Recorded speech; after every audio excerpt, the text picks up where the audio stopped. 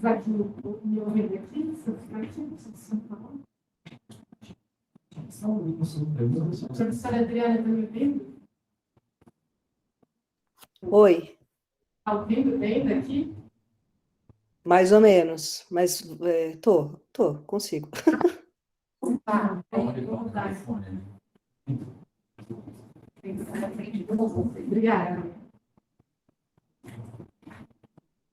Bom, vamos lá, vamos falar então.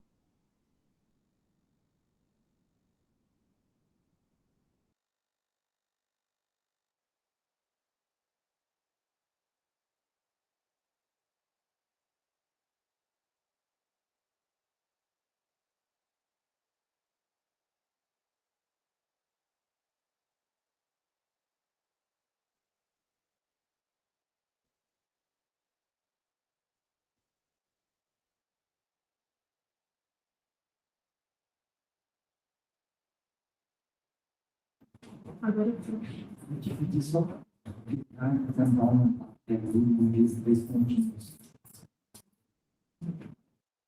esse pontinho.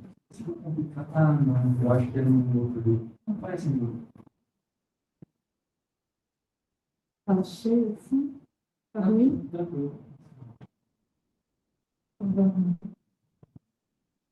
Então, vamos dar sequência, né, falando do tema comunicação. Primeiro, apresentar a frente, né, que é uma frente um pouco diferente das outras frentes do projeto, que é uma frente de apoio, que ela é transversal a todas as demais. E, por enquanto, está só eu, né, para quem não me conhece, sou Sibeli Guiar, sou jornalista da Universidade Federal de Lavras, estou na reta final do meu doutorado aqui, sobre a orientação do professor Sérgio Salles, e trabalho justamente com a comunicação, né, com indicadores de comunicação, avaliação, e essa frente é um pouco especial justamente no sentido de que ela traz uma tendência que a gente tem acompanhado, que é você, para além de você fazer a comunicação dos projetos, a comunicação pública do projeto, nesse caso específico do projeto que a gente está, a comunicação também vai ser um foco de pesquisa, né? Ela vai ser também estudada como que a gente pode avaliar o efeito dela no projeto e sugerir como que ela pode ser esses indicadores ou essas ferramentas, abordagens podem ser melhor aproveitadas pela própria FAPESP. Então, eu começo apresentando esse desenho, que eu acho que ele é um desenho icônico para a comunicação pública de ciência e tecnologia, que é a espiral da cultura científica, né? E ela foi desenvolvida justamente por um professor aqui da Unicamp, o professor Carlos Lovitch, e ela diz muito, assim, em poucos elementos, o que a gente quer falar com a comunicação, de que comunicação a gente está falando, né? Então, por essa espiral, a gente vê que no primeiro quadrante, né, embaixo, à esquerda, eu tenho a produção e difusão da ciência, e eu tenho os cientistas como destinadores e os destinatários. E aí você, fazendo o ciclo, né, o segundo, o terceiro quadrante, e no quarto quadrante, eu vou ter lá no quarto justamente a relação da academia, da ciência com a sociedade. Então, nesse quadrante, que é o que a gente foca na comunicação pública de ciência e tecnologia, são os cientistas, os próprios cientistas e os jornalistas e comunicadores de ciência que destinam a informação para a sociedade. Então, se a gente vê isso muito no conceito de divulgação científica, que é o termo mais utilizado no Brasil, mas ele não é o único. Existe até uma grande confusão de termos, né? A gente tem nos próprios artigos que a gente recomendou, né, para esse seminário, você vê que aparece comunicação científica, comunicação da ciência. Eu tentei manter, durante a apresentação, a ideia de que a gente está falando de uma comunicação para além dos pares. Então, assim, para ficar fácil para todo mundo, quando a gente fala da comunicação pública de ciência e tecnologia, eu quero dizer que é toda a comunicação que eu faço para além da comunicação científica para os pais. Eu acho que a gente resume bem o conceito que o projeto, né, vai adotar como um preceito para a nossa pesquisa.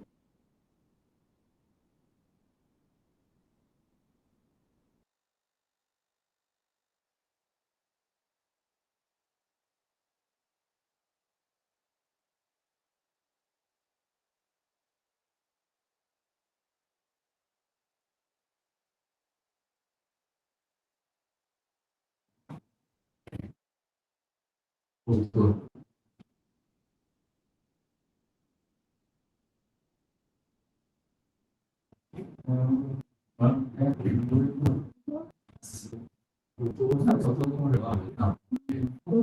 Ah, só preciso fazer isso, tá. Então, a tendência, né, voltando aqui que estou perdendo, de estudo mesmo, que todo mundo quer entender melhor como eu aproximo, né, essa comunicação da sociedade, porque todos os discursos que a gente vê, assim, como não há uma defesa, né, da universidade, da ciência, por que as pessoas estão né, numa necessidade cada vez maior, e isso não é no Brasil, é no mundo inteiro, de você defender a ciência, falar o tanto que é importante, falar com a sociedade, por que do investimento, por que tanto assim, dinheiro investido em pesquisa e o que isso significa. E de ter isso no projeto, para mim, é uma grande honra, assim, uma grande alegria poder estar falando de comunicação com uma audiência tão qualificada, tão importante dentro do projeto. Então, vamos lá. Então, a gente escolheu alguns artigos que poderiam ser vários, né? A gente tem uma ampla literatura sobre avaliação, sobre o impacto da comunicação. A gente tem muitas coisas que já estão lá no Drive, para quem se interessar, a gente compartilhou alguns artigos lá, e selecionamos alguns para apresentar aqui para vocês, que eu pensei que seria alguma coisa mais para apresentação mesmo do tema, e aí depois a gente vai ficar à disposição para quem tiver dúvida de alguma coisa. Então, o primeiro artigo, né, esse que fala mais da comunicação baseada, né, em evidências, né, a defesa da gente ter uma comunicação pública de uma forma mais profissional, não só você colocar lá uma tradução, né, você tornar acessível o conteúdo para um público leigo ainda, né, as pessoas usam esse termo, mas você ter um comprometimento para essa melhoria, né, dessa comunicação pública, para que de fato chegue até as pessoas, para que de fato a sociedade se veja envolvida nesses temas e tenha uma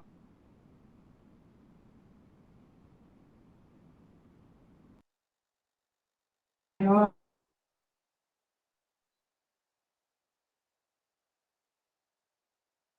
para saber se ela está sendo eficiente ou não, eu preciso de um modelo ou de ferramentas para a gente avaliar isso. Então, esse texto fala justamente disso, né, da defesa de que essa comunicação seja baseada em evidência e que isso requer uma reflexividade da própria equipe, né, de comunicação, dos comunicadores, para reconsiderar a própria prática do processo comunicativo, que às vezes é feito de uma maneira finalista, né, quando um projeto termina, ou quando tem algum resultado, ou quando alguém faz alguma coisa, aí eu pego aquilo e comunico à sociedade, como se fosse só importante eu informar. Mas a gente vai ver ao longo do seminário que, mais do que informar, eu preciso repensar essa própria prática.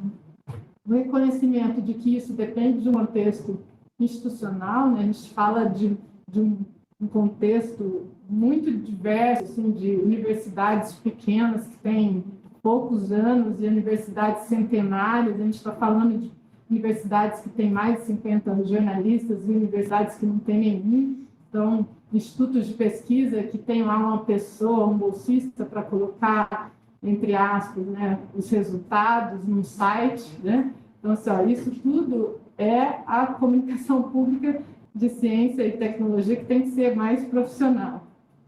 Então, é a necessidade dessa discussão de valor e de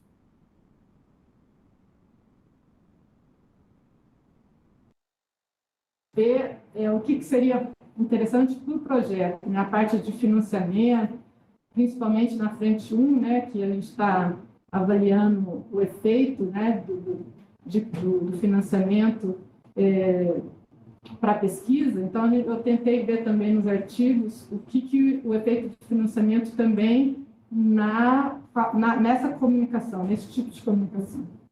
E esse artigo traz que os financiadores raramente insistem na qualidade metodológica da avaliação quando é essa comunicação. Isso reforça que a gente tem muitos estudos, muitas metodologias para estudar, né, os artigos científicos, as cooperações, as relações, sempre acadêmicas, mas quando eu falo da comunicação com a sociedade, isso não existe muito, não existe essa, mesmo nos projetos, quando você aplica, né, um projeto, ou quando você faz o relatório final, essa publicação é exigida, de certa forma, mas não existe nenhuma qualidade, eles não exigem muito como isso é avaliado, e também não existe um apoio, né, uma orientação para que os pesquisadores façam essa devida avaliação dessa comunicação e reporte isso para a agência financiadora.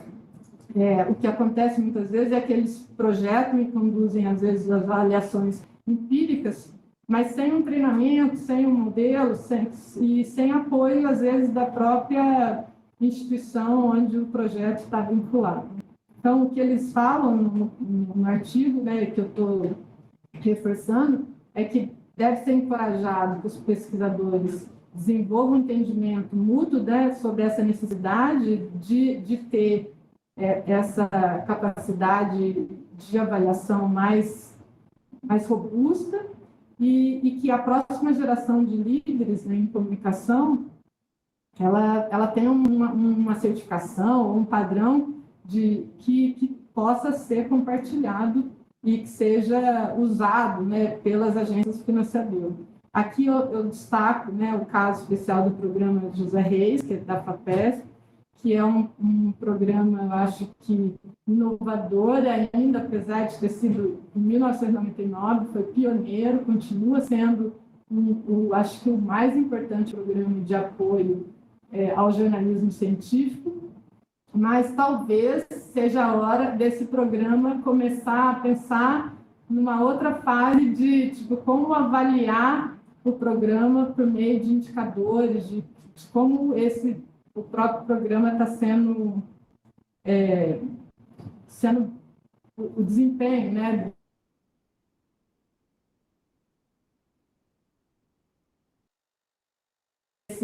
desses bolsistas, desses profissionais. Já indo para o segundo artigo, vou pegar sacar alguns pontos só de cada um deles, para a gente ter tempo depois, se tiver Esse segundo artigo, né, já fala mais sobre o desenho, né, ele aponta como que são as práticas da avaliação de comunicação científica, aqui eles usam comunicação científica, e apresentam alguns desafios principais. Assim, né? Eles falam que eles fizeram uma revisão de relatórios de avaliação, e eles fizeram uma pesquisa online também com alguns profissionais, eles fizeram uma rodada de discussão com profissionais, e foi na Alemanha esse estudo. E eles apontam 3 desafios principais. Eu acho que o primeiro é que uma fusão entre meta de impacto do projeto com os resultados mensuráveis, e também a falta de uma definição precisa de um objetivo do grupo-alvo que se quer alcançar. Eu acho que esse é um ponto fundamental. Eles apontam que os métodos, eles usam muito raramente, né, no outro também usou, raramente permite uma avaliação de efeito que seja cientificamente válida, aceita, incluindo a existência de pontos de referência, né, para poder comparar, e o uso às vezes, né, parcialmente inadequado de medidas de autorrelato, né, que é um jeito de você avaliar também. Poucos processos de avaliação, na avaliação deles, são transparentes e eles tendem a privilegiar o final, né, a história de sucesso, e não usar essa avaliação de forma para aprendizagem. Ainda no desenho do projeto, né, então eles indicam, né, que você deve questionar se essa escolha das atividades de comunicação pública, as táticas, elas estão de acordo com os objetivos. Eles apontam que a falta dessa precisão, né, dificulta a escolha de qual método a gente pode usar. Sugere a medição de no pré-projeto, no pós-projeto, e eles falam que isso ocorre em 1/3 dos casos.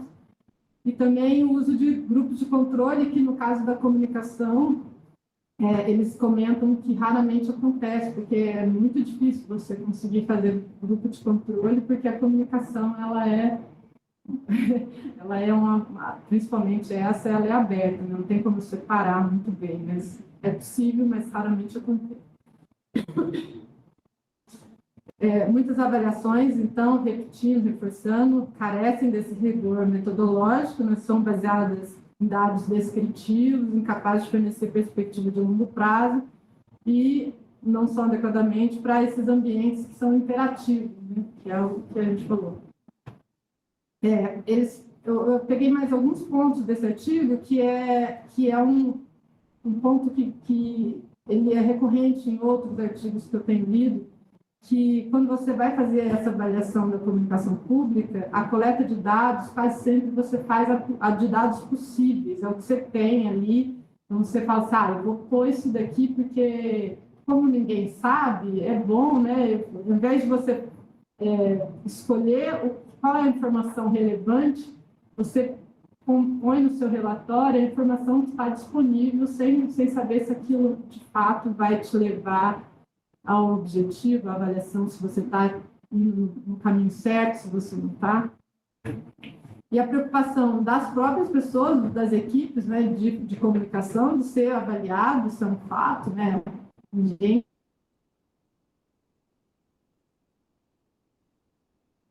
gosta de ser... se for uma avaliação, alta avaliação, né, ela evita o máximo que pode para que não seja apontado, né, que ela não está atingindo, talvez, o objetivo que queria. Eles comentam também que você precisa colocar a comunicação dentro do projeto, né, para que a comunicação entenda qual é o objetivo do projeto amplo, para que ela consiga contribuir de uma forma mais direta, né, para essa comunicação, pelo sentido mesmo de pertencimento, né? Aí eu retorno a relevância de ter essa frente, né, de comunicação com pesquisa dentro do projeto, que eu acho que talvez seja não sei se primeiro, talvez seja, dentro da FAPESP que tem, e que deve haver tipo, um apoio, né, das agências de financiamento, de fomento, para programas de treinamento e avaliação e planejamento estratégico de projeto, para que essas falhas, esses desafios que eles apontam sejam superados. Agora, já estou indo para os meus 2 finais. Esse é um programa que eu achei bem interessante, que é daquele livro que eu te passei, que a gente está pensando em comprar, que também é uma publicação deste grupo, que é coordenado pela autora a primeira autora dos 2 próximos artigos. Na verdade, é um artigo que a gente recomendou, e um artigo que ficou como uma leitura complementar, mas depois quem tiver interesse, eu acho interessante, está aqui em cima o site, ó, ele é da LSI, e é a Marta Entradas. Então, esse primeiro artigo ela escreve com esse João Santos, que ela fala justamente do retorno, né, do financiamento E como que o financiamento se relaciona com a excelência das instituições. O diferencial desse programa aqui é que eles querem sair do senso comum, que é estudar o efeito dos projetos e dos pesquisadores, e aqui eles tratam no nível institucional. Eles tentam fazer isso de uma forma como que a instituição, a comunicação pública de ciência feita pela instituição, que efeito que tem isso, né, na sociedade, né? Sempre uma relação com a sociedade. Então, eles tratam com as equipes de comunicação, por exemplo, do IG, não especificamente avaliando a comunicação individual dos pesquisadores ou de um projeto específico, mas avaliando a instituição como um todo. E eles apontam, né, que as tendências de financiamento, elas exigem e vão exigir cada vez mais que exista esse impacto na sociedade. Todo mundo ouve isso o tempo todo, né? A gente não sabe. E o papel da comunicação dentro desse impacto, que é o que a nossa frente vai buscar estudar como contribuição para o projeto. Porque assim, o impacto na sociedade, ele não é só comunicação, mas a comunicação ele é fundamental para a gente entender o que é esse impacto. Porque é a comunicação que faz a ponte, né? Como que tudo que a gente imagina que está chegando à sociedade, ela chega por uma via, que ela é pela extensão, ela é muito fortemente pela extensão, e ela é fundamentalmente pela comunicação. E aí, nesse artigo, eles tratam do efeito do financiamento dessa atividade, né? E falam que até agora isso foi negligenciado. Esse artigo é de 2021. E assim, eu estou falando dessa autora que já estuda isso há algum tempo, então, e na minha tese a gente trata disso, que é um tema que vai ser cada vez mais falado, né? Aí eles falam que, embora a gente saiba, né, que os cientistas mais produtivos, aqueles que publicam mais artigos, eles também são aqueles que tendem a ter uma comunicação pública mais efetiva, falta informação disso no nível institucional. Então, o projeto, de uma forma geral, ele tem essa motivação. Aí eles trazem duas questões interessantes que podem ser aplicadas também no nosso projeto de forma diferente, né, mas adaptada, mas eles pensaram no nível, se o nível da comunicação pública varia entre os institutos com diferentes níveis de excelência. E como o financiamento da pesquisa afeta a comunicação pública em instituições excelentes e menos excelentes, considerando os fatores organizacionais e contextuais onde eles atuam. Aí eles fizeram esse estudo em 6 países, incluindo, foi um N de 1550, incluindo o Brasil. Quem trabalha no Brasil dentro do projeto é a professora Luísa Massarani, que é da fundação da Fiocruz. Ela também é coordenadora do Instituto Nacional de Ciência de Comunicação Pública de Ciência e Tecnologia, que a gente tem no Brasil um Instituto Nacional de Comunicação Pública de Ciência e Tecnologia, que fica sediado na Fiocruz, e a coleta dos dados foi em 2018. Aí aqui, a ideia de apresentar esse artigo aqui no seminário não é para falar, olha, que esse é o modelo ideal e a gente pode seguir. Na verdade, a escolha dos artigos foi para ver como a gente pode trabalhar a comunicação pública também com ferramentas que a gente usa para estudar artigos científicos, sabe? Então, eles usaram aqui, para a pergunta 1, né, que eu coloquei no slide anterior, análise de variância, né, eles usaram 3 variáveis dependentes, que eles optaram por eventos públicos,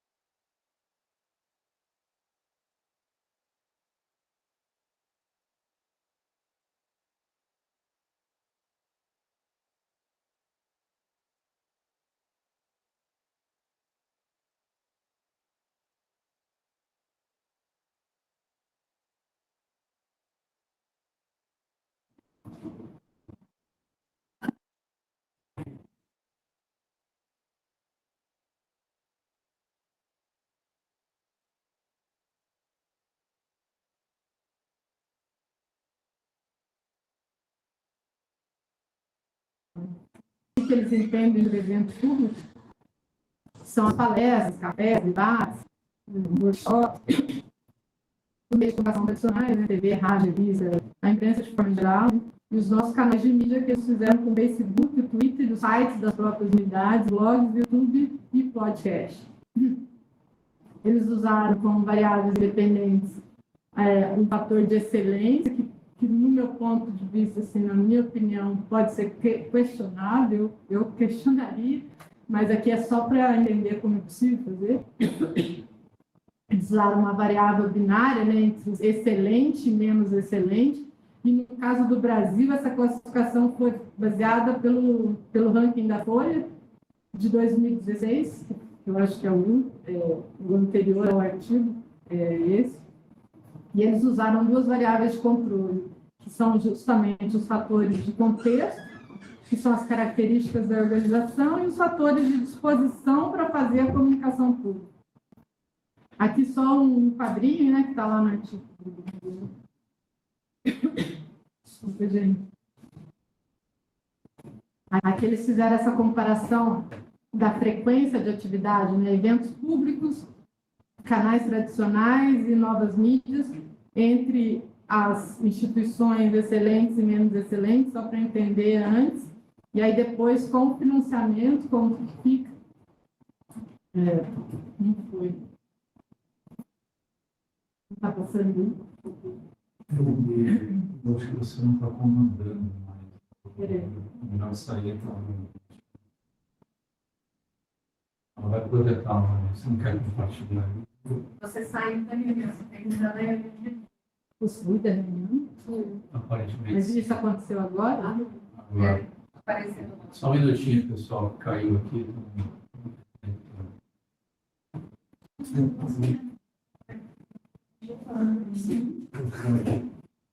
Você está uma coisa. Então, eu estou pensando que se você vai pra cá. Eu acho que a gente faz só Aqui está gravado.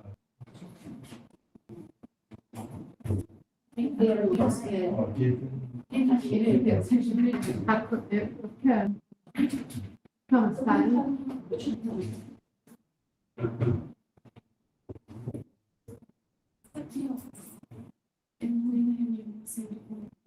Vamos sair. Saiu porque ele está tentando entrar. Mas cadê? Está na reunião? Já. E está compartilhado? Ah. Obrigada.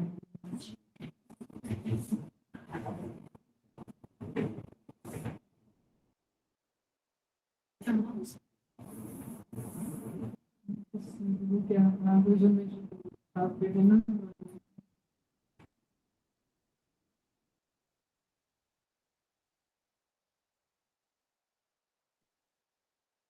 Desculpa, gente.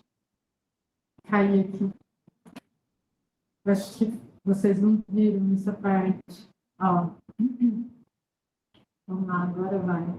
Aqui comparando só a frequência da atividade de comunicação pública, institutos menos excelentes e mais excelentes. Mais são. O preto escuro, né, são os mais excelentes, que eles usaram as classificações dos países, né, que participaram do estudo. E um pouquinho as 3 categorias também. Então, a primeira, eu falei, só que eu acho que cortou, eu falei sem apresentar. A primeira são eventos públicos, né? São aquelas variáveis que eu já apresentei. No meio ali são os canais tradicionais de mídia e na segunda são os novos canais de mídia que são os digitais. Aqui eu acho que vocês não vão conseguir ver que a linha está bem fininha aqui, mas tá lá no artigo, né, que fala justamente do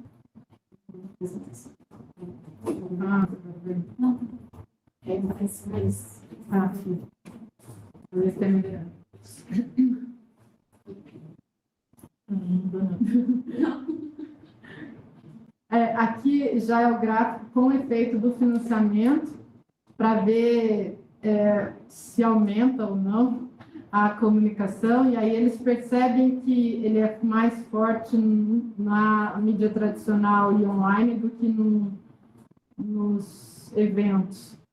Então, aí vou apontar só uns achados no estudo, né, que os fatores de contexto eles são importantes, determinantes dessa atividade, para os dois tipos de instituto, tanto os menos excelentes quanto os mais excelentes. Aí eles fazem isso também por campo da ciência, né? Eles explicam lá no artigo que eles separaram, né, em 5 campos, usando a OCDE, acho que eles usaram a OCDE para fazer essa separação.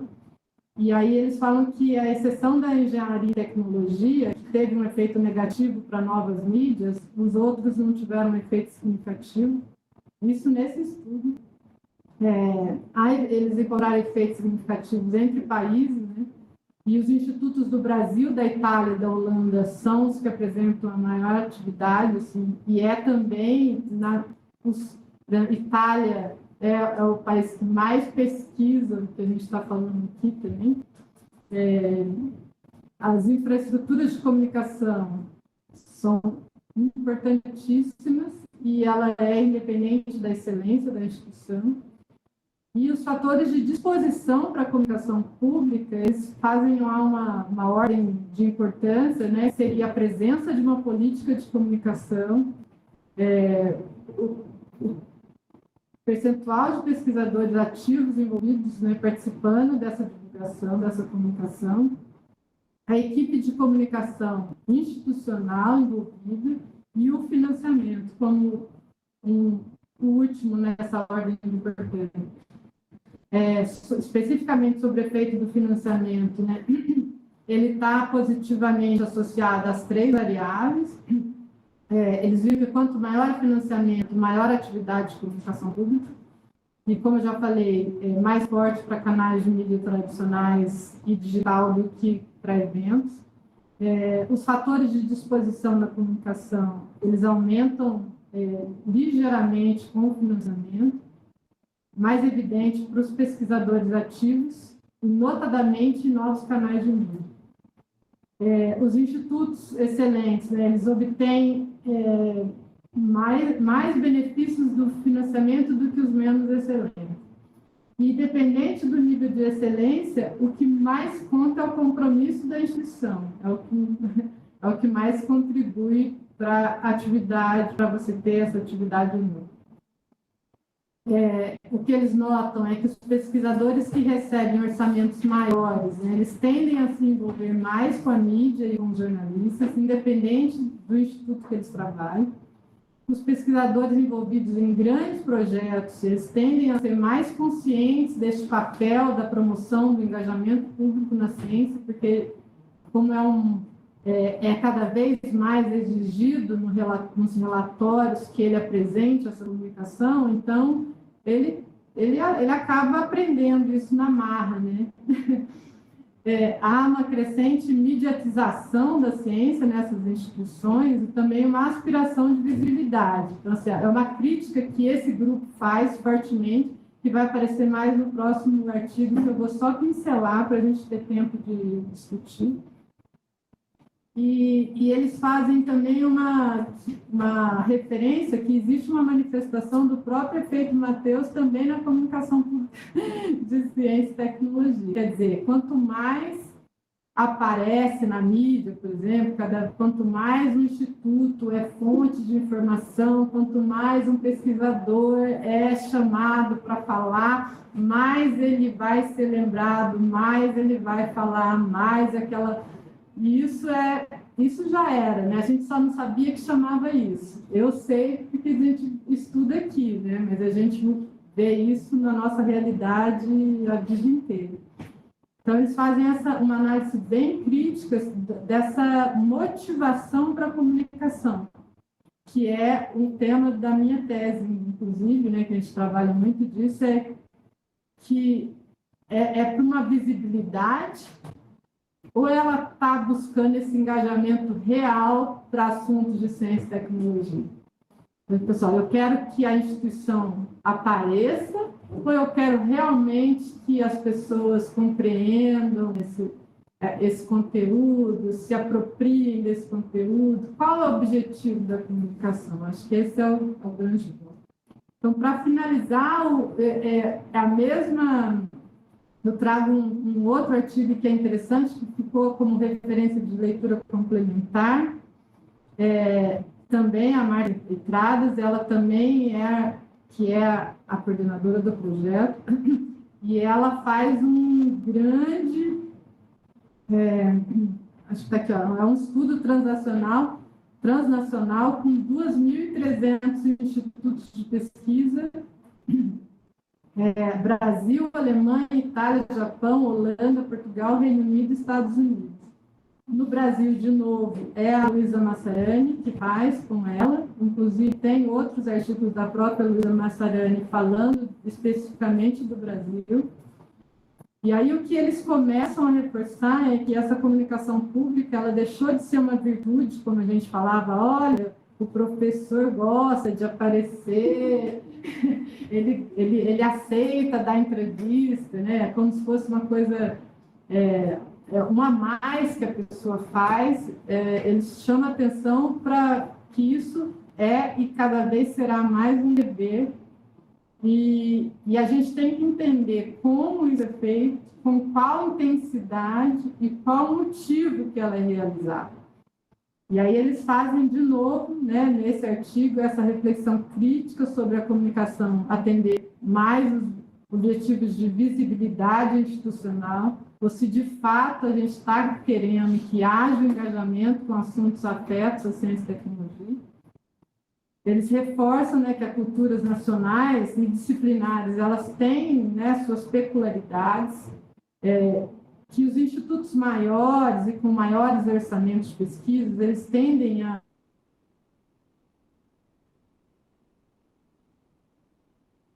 e que os institutos com pessoas mais qualificadas, eles tendem a ter uma atividade online mais forte, mais robusta. Então, eles avaliaram comparativamente a comunicação entre esses países, como que eles fazem, e, no geral, eles viram que os meios de comunicação tradicionais, eles ainda são os formatos mais utilizados pelos institutos, e as redes sociais, inesperadamente, apareceu como um papel marginal. Só que é importante destacar, assim, dentro do projeto que a gente vai estudar e tentar ver o que a gente pode ajudar nisso, é que o Brasil ele se destaca muito nesse quesito. O Brasil ele é um ponto que ele tem sido referência, porque a rede social, os meios digitais, eles são muito fortes no Brasil. E isso facilita ou contribui para institutos menores, né, que não têm tanto dinheiro, porque essa comunicação pode ser feita de forma eficiente e com baixo custo. Eles falam que essas diferenças entre os países, elas são mais evidentes quando você estuda de forma de região global do que você pegar um país individualmente, e que o Brasil geralmente apresenta níveis em todas as variáveis que eles estudaram, o Brasil é destacado. A variação na comunicação, ela está associada fortemente com o compromisso institucional, aqui também, né, reforçando. de ter uma política em vigor, de uma equipe de comunicação, de ter financiamento, e eles não conseguiram saber se essa atividade ela é maior porque ela tem mais recurso ou se porque as instituições vêm, de fato,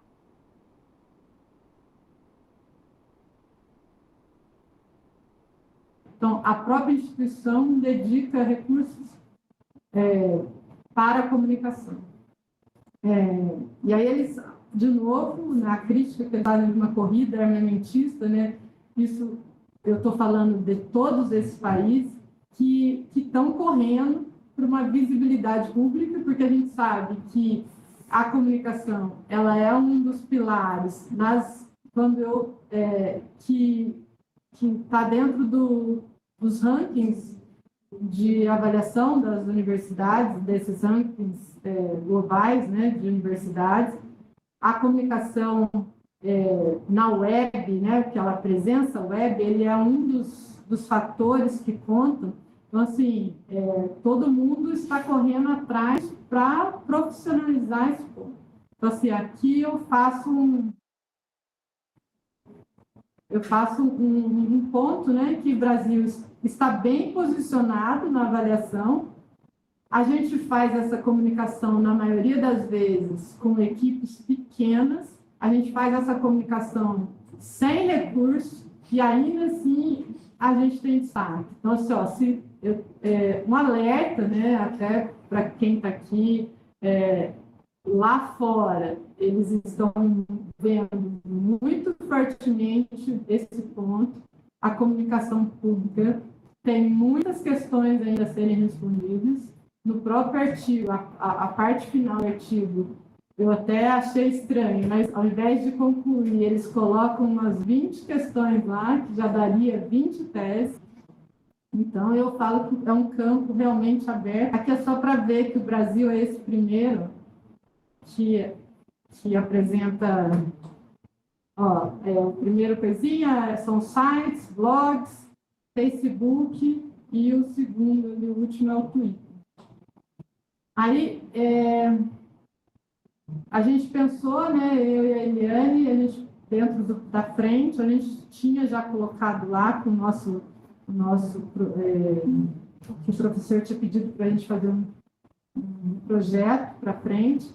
No nosso projeto, a gente pensou que existem muitas formas de estudar a avaliação da comunicação pública, e aí a gente pensou em perguntas que poderiam ser exploradas em cada um.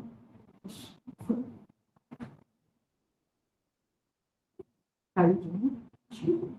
Não, está rodando.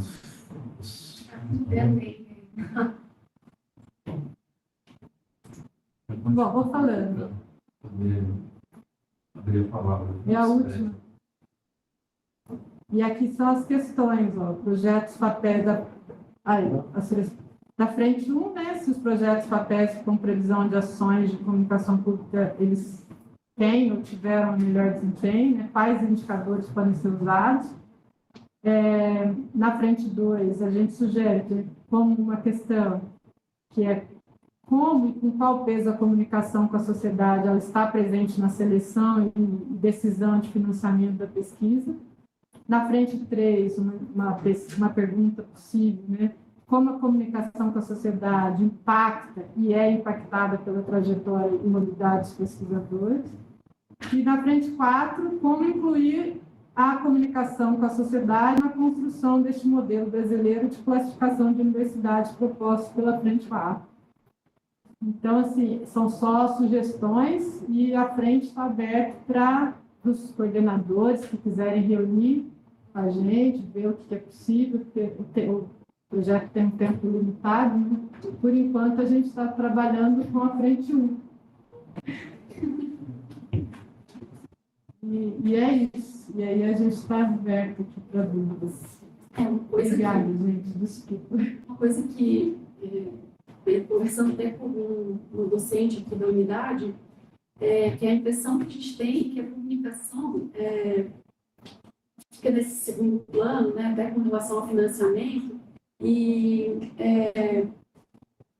para você que é pesquisador, não vai aumentar a sua produtividade, você não vai receber mais por isso, mas quando você comunica aquilo que você faz, a pessoa que recebe a informação do que você está produzindo, certamente você está, de alguma forma, mudando o pensamento dessa pessoa. E quando a gente fala que o Brasil investe muito nessas novas mídias, e principalmente nas redes sociais, eu trago um exemplo para vocês dessa matéria que a gente publicou como medir o impacto da ciência. O site da Unicamp, essa matéria, tiveram 838 visualizações, quer dizer que 838 pessoas leram essa matéria e entenderam a importância de se medir o impacto da ciência. No Facebook, a gente teve um alcance de 23 mil pessoas, isso com 1.050 reações, 10 comentários e 77 compartilhamentos. No Instagram não teve muito, porque logo na sequência teve um outro post que era um pouco mais impactante, assim, do modo de vista, se não me engano, era alguma coisa vestibular, então foram 268 curtidas e 28 compartilhamentos, mas ainda assim teve um alcance muito grande, foram quase 9 mil pessoas alcançadas. Então a gente vê que a comunicação tem sim uma importância no trabalho de vocês, pesquisadores, e que é aquilo que a Sibeli citou nos artigos, que é o comprometimento da instituição com a comunicação. A Unicamp é uma instituição muito comprometida com a comunicação. Todos os dias, se eu não me engano, são de 200 a 300 citações na imprensa de assuntos relacionados à instituição. E, pelo que eu percebo, a comunicação aqui do IG ela existe desde 2018 e tem mudado um pouco a forma de comunicar aqui da unidade. Então, a gente que lida no dia a dia com isso, a gente vê o quão é importante, a gente gostaria que isso ficasse mais claro para vocês também. Bem, obrigado. Muito bom. Palavra aberta aí. Comentários, perguntas.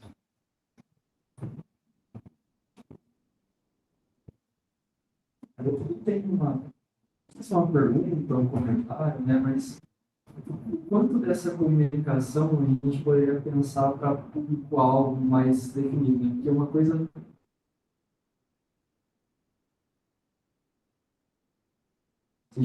projeto. Quem estaria mais interessado não só em ver, né, mas em utilizar o que a gente está fazendo. Então, fazedor de política, empresa. Assim, é possível a gente tentar captar isso também? Ou isso exigiria também um esforço mais direcionado da comunicação? Imagino que sim, né? É claro, mas... Enfim, me vejo na cabeça, né? Se isso também tem uma questão de direcionamento que pode ser explorado. Sim. Sim. Que exige mais esforço também para você avaliar, com certeza. É justamente isso. Porque quando você coloca uma comunicação igual a Eliane fez, ela acabou de né, pediu que a Unicamp fornecesse os indicadores de uma publicação específica do projeto. Quando isso é feito pelo próprio projeto, quando essa avaliação é feita,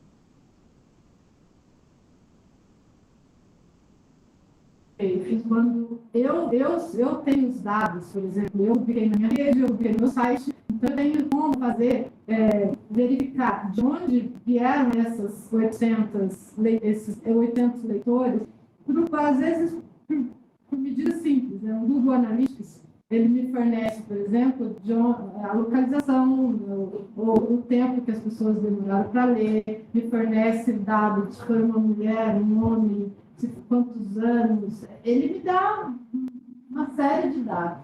Mas o mais importante disso é que o segmento, se eu quero entender e direcionar minha comunicação para um público específico, isso sim vai fazer a grande diferença.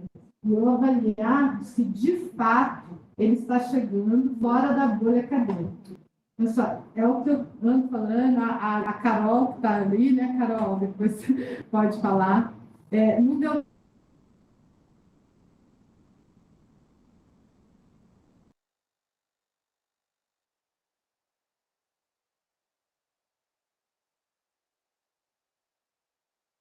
a grande crítica, né, que algumas pessoas fazem é quem está recebendo, né?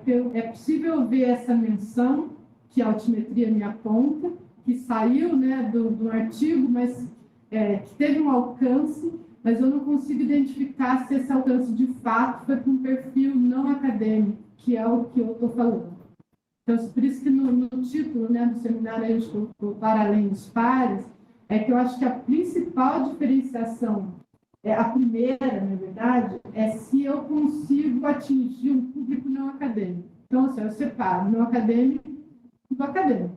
Então, eu consegui furar a bolha da universidade e fazer com que esse conhecimento chegue lá fora. Aí, esse conhecimento lá fora, eu consigo identificar por meios e metodologias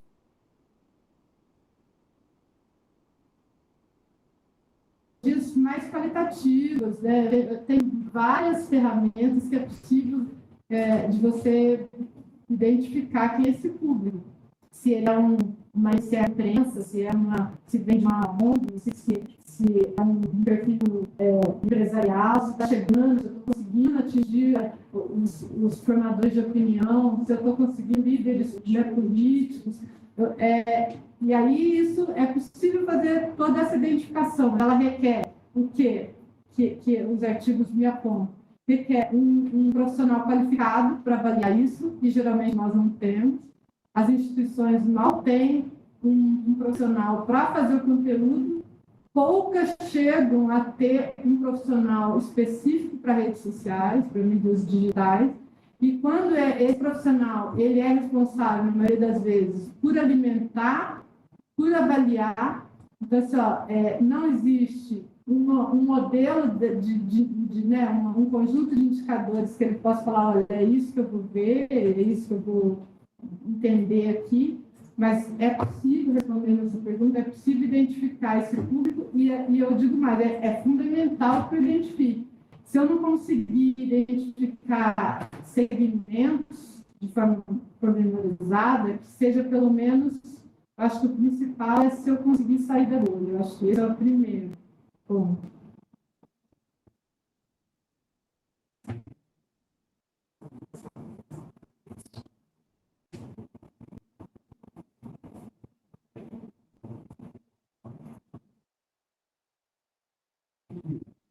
Um comentário, né? Os últimos pontos que você estava mencionando, né? Quer dizer, ao longo da apresentação do Léo Tostines, né? Mais fresquinho.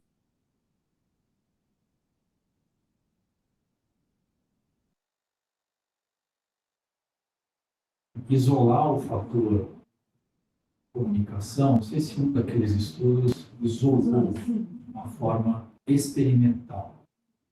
Não sei se você chegou a ver isso. Experimentalmente, como o pontuou, eles dizem, aqui a única diferença é que há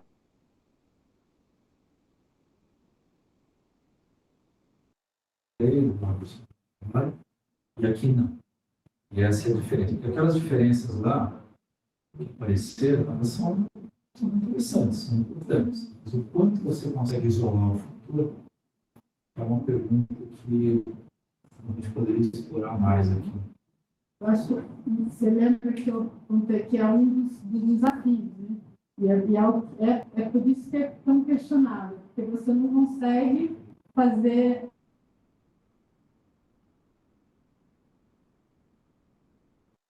A gente está falando de uma coisa muito. Não é. Você não consegue, né? É possível fazer isso que você acabou de falar, né? Separar grupos que tem e que não tem a comunicação e ver esse efeito. Acho que seria um modo adequado de pensar nisso. Mas, na maioria das vezes, na prática da comunicação de uma instituição, eu não consigo parar e fazer isso. Né? Ele tem que ser feito em estudo mesmo, em pesquisa. Aqui dá para fazer isso. Está tudo no começo, está tudo muito sendo estudado. Mas conseguiram ver, por exemplo, ela falou, já existe um consenso de os pesquisadores individuais que mais publicam são aqueles que mais também tem a comunicação. Então, só eles conseguiram fazer isso vendo os que não publicam, né? Pegaram os que mais publicam e os menos que os menos publicam e fizeram essa comparação. Isso também dá para fazer com os que mais usam a comunicação e com os que não usam também. Dá para fazer muita coisa, né? Mas assim, a importância é frisar que é um ponto relevante, é uma tendência. Mas eu acho que as pessoas pensam assim, a gente já tem muita coisa para fazer, já tem artigo, já tem relatório, vai inventar mais essa, tipo, agora eu tenho que virar youtuber, que é o que a gente ouve, né? Agora eu tenho que fazer comunicação para mídia. Pessoal, é que na verdade sempre teve, mas nunca foi valorizado, né? Que a comunicação científica, na sua essência, ela envolve desde sempre vocês fazerem esse resultado chegar à sociedade. E aí foi entendido que seria com os pares.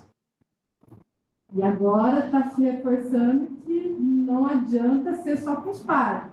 E por quê? Porque no final o objetivo é que conta. Porque no final as pessoas se estranham que numa pesquisa de percepção pública da ciência, que se faz no Brasil há, sei lá, 15 anos, as pessoas que são questionadas nessa pesquisa, elas não conseguem identificar uma instituição de ciência, tecnologia, não consegue apontar um cientista, aí não sabe o porquê, né?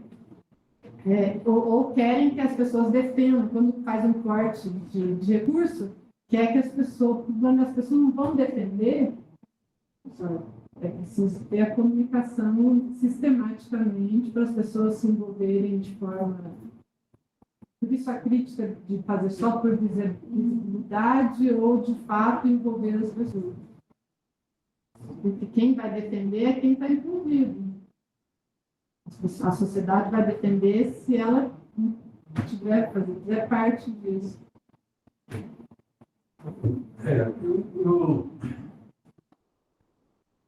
Como no nosso projeto, né, incorporar, como está esse slide que está na tela, nas frentes, talvez a gente deva selecionar mesmo alguns indicadores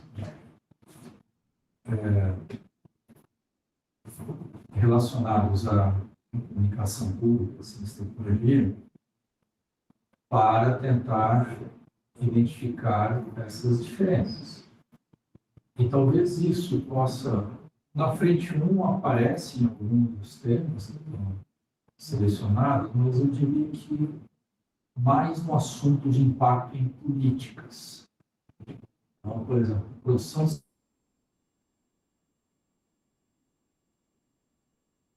tem uma linha lá na frente 1 que é essa, impacto político. Para a gente, o que eu acho que dá para a gente fazer, ao identificar projetos FAPESP e publicações que tenham sido utilizadas em políticas, de maneira geral, seja via base de dados, que a gente ensinou agora no Unicamp, ou então seja via outras formas de identificar isso, usar alguns indicadores que não são muitos. Por exemplo, a altimetria, eu sei que é restrita, etc., mas eu tenho. Para ver se dá correlação. E, a partir disso, propor um modelo de avaliação com indicadores próprios que possam ser capturados no futuro e continuar os estudos. Acho que é isso que a gente deveria fazer. Na frente 4, não sei se ficou claro aqui. Vamos examinar o assunto de comunicação, um indicador, uma variável de impacto. Quer dizer, uma variável que influencia o impacto. Nas políticas, uma vez identificadas as políticas, pode ser na parte ambiental, a gente selecionou no social também, o Carita aqui pode falar, saúde e ambiente, talvez ali também a gente consiga. Uma vez identificado, vamos buscar aquelas publicações e ver quais as que tiveram mais indicadores de altimetria que a gente consegue fazer o rastreamento dentro de uma base. Feito isso, ou em paralelo, depois disso, propor os elementos, que é que tem que ser avaliado para continuar fazendo correlação. Na frente 2, que poderia entrar, está escrito ali, né? Se nos critérios de seleção e decisão, por exemplo, de um projeto, tem lá a proposta, depois, lá na frente, é que você vai conseguir olhar o resultado. Porque esses critérios não estão lá hoje dentro da FAPESP, por exemplo. Você vai lá nos critérios de seleção, tem isso. Então, a gente teria que propor. A FAPESP já tem. Então, poderia ser uma fonte de informação aqui. Na frente 3, a Ana está aqui, ela pode falar mais e melhor. Será que aqueles que têm mais mobilidade tiveram também mais comunicação? Eu acho que preciso fazer essa pergunta.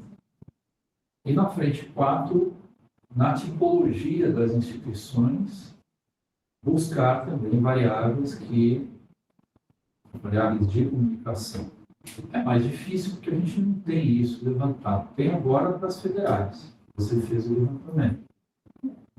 Os demais centros de pesquisa. Eles usam no ranking, por exemplo, no THE, eles usam a presença web, que é um outro ranking, que a presença é quanto que eles têm lá uma metodologia de você ver a presença de uma instituição na web. Isso já é usado, é questionável, tem muita gente questiona isso, mas é o que é usado. Assim, é uma forma de você avaliar esse indicador de presença web, que é usado não só por esse ranking, que é um dos mais importantes, mas por outros, e ver o que de lá pode ser aproveitado dessa metodologia. Ótimo. Um caminho. Como é a Luísa Massarani? Ela tem os projetos nesse sentido, eu acho que não sei se de avaliação. Sinésio.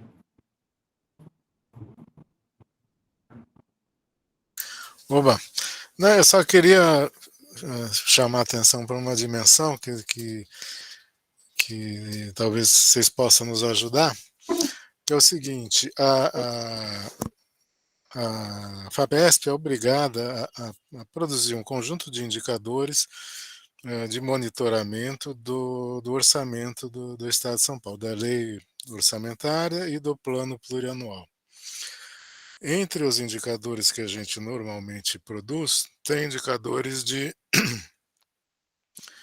não sei como é que eu posso chamar, mas enfim, de comunicação, de divulgação da FAPESP na mídia, como é que a FAPESP está presente na mídia e tal, né? Então, é um dos indicadores que a gente produz aqui na gerência, tem a ver com isso, e é uma coisa bem, quer dizer, para nós, quanto mais simples for o indicador, melhor, porque a gente tem prazo para publicar, tem lei, enfim, é todo complicado. Então tem que ser um indicador relativamente simples de ser calculado, que a gente possa fazer isso a cada semestre, tem a atualização dele é semestral, e enfim, a gente é obrigado a publicá-lo. Nós temos 2 indicadores, são muito simples, muito enfim, fáceis de se calcular, mas talvez fosse o caso da gente pensar um pouco nesse sentido, né? Não é nem, quer dizer, não é nem a divulgação científica dos projetos que a FAPESP financia, nem, enfim, nem das instituições que ela financia, mas da própria FAPESP, né? Quer dizer, como é que eu meço a qualidade da comunicação da FAPESP em si, do conjunto, né, da instituição, para a sociedade e tal, né? Então acho que talvez, se for o caso, né, se vocês tiverem possibilidade, a gente podia discutir vocês conhecerem um pouco esse indicador nosso e a gente ver se a gente consegue melhorá-lo, desde que ele não se torne tão complicado que seja impossível de ser calculado. Então eu acho que é uma coisa que a gente podia depois conversar e, enfim, todo mundo saber que isso é uma preocupação da FAPESP, e não só da FAPESP, como do governo do Estado de São Paulo, né, que é um indicador definido por lei, né, pela a lei que instituiu o plano plurianual e todas as leis orçamentárias que são publicadas anualmente. Então, acho que era bom se a gente puder melhorar isso e, enfim, vocês nos ajudarem a discutir esse assunto, que ano que vem tem um novo plano, a gente pode mudar o indicador, por enquanto ele não muda. Mas o ano que vem a gente vai fazer um novo plano plurianual, o governo do estado inteiro, e a FAPESP também, e esse plano esse indicador pode ser alterado. Então a gente podia aproveitar, ver se vocês têm tempo e interesse e nos ajudar a pensar esse indicador em particular. Era isso.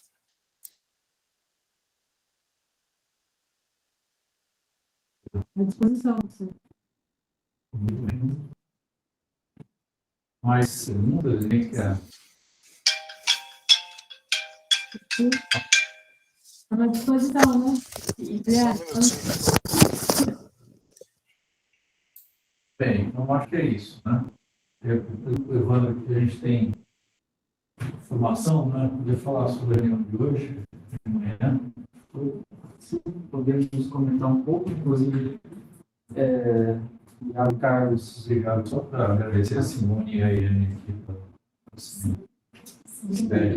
Estava lendo aqui Simone agora. Sibeli. Não só para, inclusive, o Iago e o Carlos, né? A gente integrou eles agora nos seminários, eles não estavam ainda participando ali, mas a ideia é que participe, né? Parte da equipe de trabalho de dados. Então, não sei se o professor Sérgio quer comentar, mas tivemos uma reunião hoje, uma reunião geral, né? Mais para integrar a equipe de base de dados, com o pessoal da FAPESP, com a nossa equipe, e definimos caminhos aí, né? Com o Múcia, né? Caminhos não, né?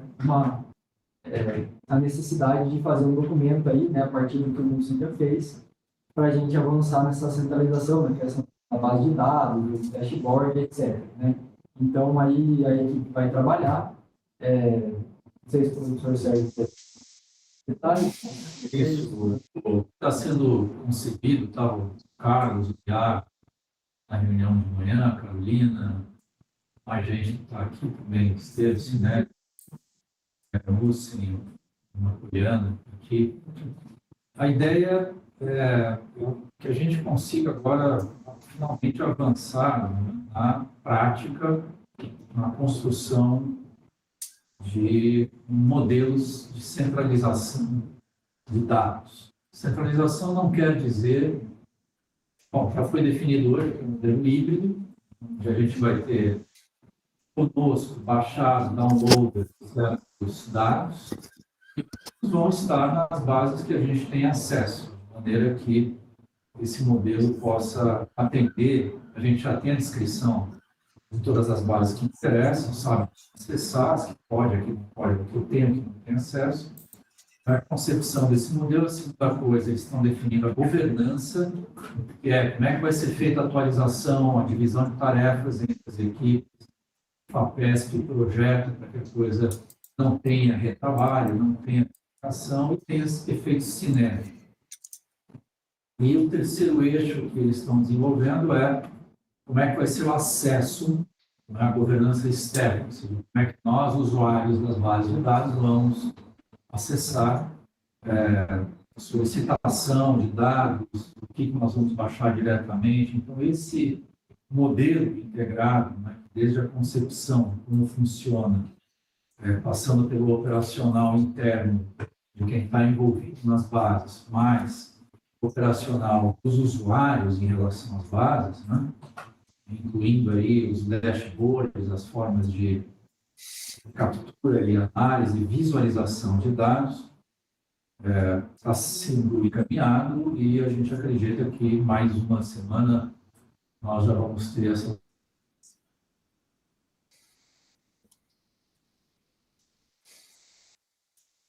E construindo essa centralização, esse modelo ao longo das próximas semanas, para ficar algo operacional e para a FAPESP, e depois a FAPESP vai dar continuidade. O projeto também poderá ter continuidade. Isso a gente vê no momento. Então foi isso, foi essa conversa que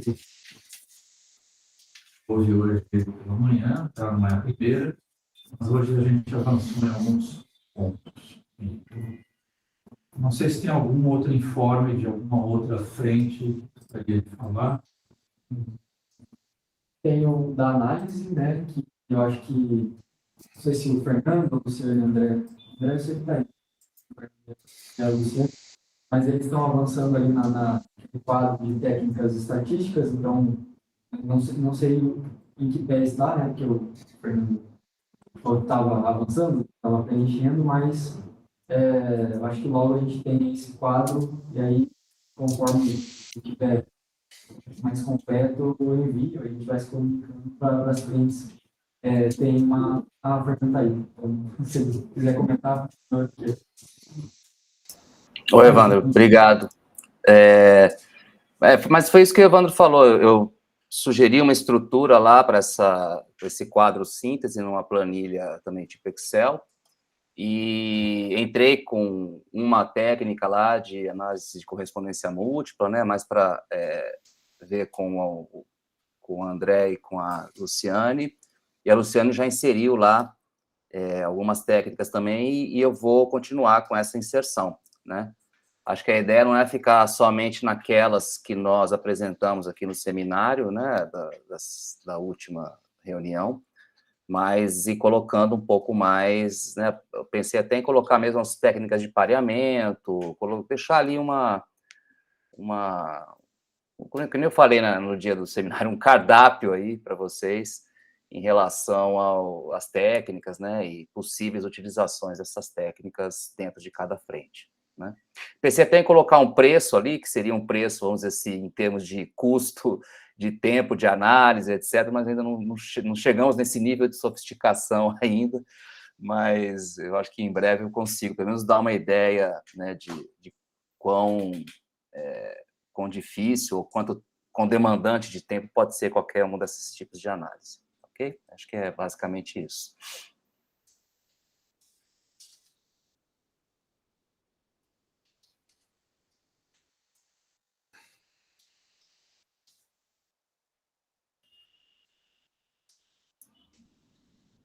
Vocês me ouviram?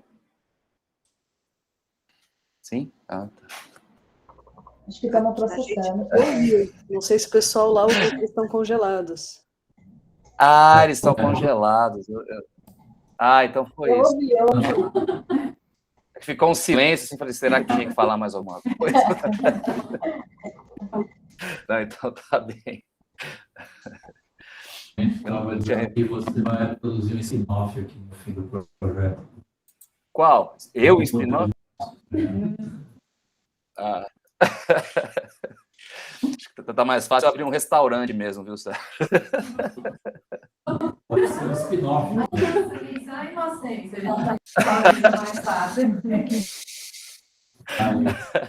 Tá, eu acho mais algum informe. Bom. Tem a gente, a Adriana, a gente fez o processo seletivo da nova bolsista, ela está aí, participou online, mas a ideia é que ela participe, a Larissa.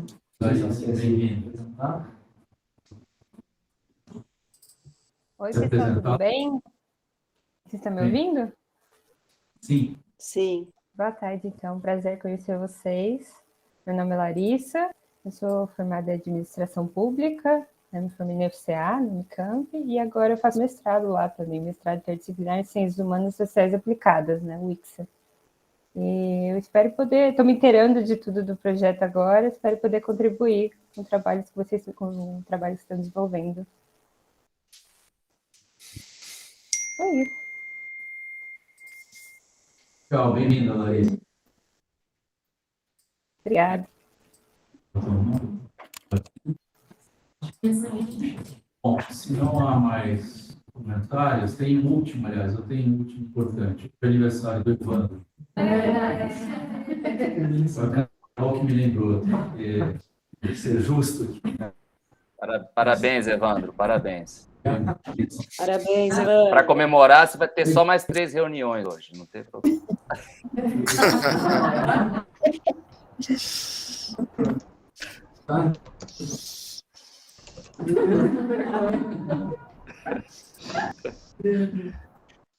Tchau, gente. Obrigado. Então, Tchau, tchau. Prazer, gente. Tchau. Tchau, tchau.